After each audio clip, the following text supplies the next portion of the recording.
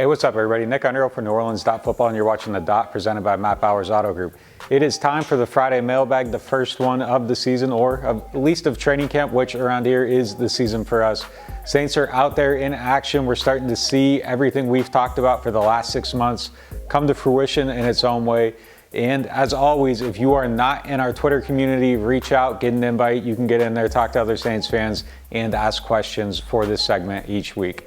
Our first question comes from Coopdat, who asks, how's the RB3 competition taking shape? Anything interesting from the tight end group? I think right now Abram Smith looks like the guy that's firmly in the lead of that RB3 running back competition.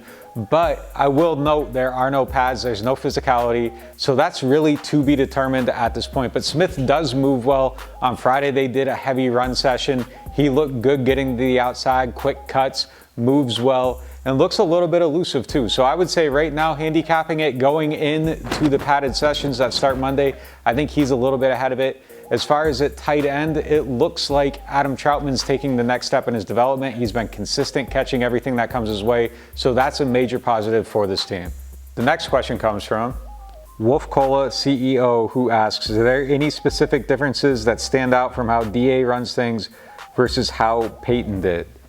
So far, these practices look pretty much exactly the same as how they used to look. I think the biggest differences right now are more behind the scenes type things, like how Dennis Allen is willing to go about answering injury questions and being a little bit more open, and just things are in general a little bit less restrictive than they have been in the past. So I think on that side of things are a little bit different, but practice-wise, you got to remember Pete Carmichael came up under Sean Payton, so the way he does things on offense is going to be very similar to how they were done before, and DA's put his stamp on the defense, so none of that has really changed at this point, so things look and feel a lot like they always have around here.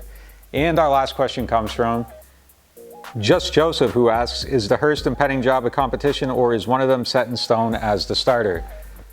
We saw on Friday that it's going to be an open competition at that left tackle spot. Penning got some starter reps, and then by the end of the practice, Hurst was back in that role. So they're going to be fine with that either which way it goes. The Saints would obviously rather have their first round pick win that competition, but if he doesn't, they're comfortable with Hurst in that role. So if Penning doesn't win the job, they'll be fine developing behind the scenes and sticking with Hurst as the starter. But that does it for this week's mailbag. For all your coverage of the Saints, keep it locked to NewOrleans.Football.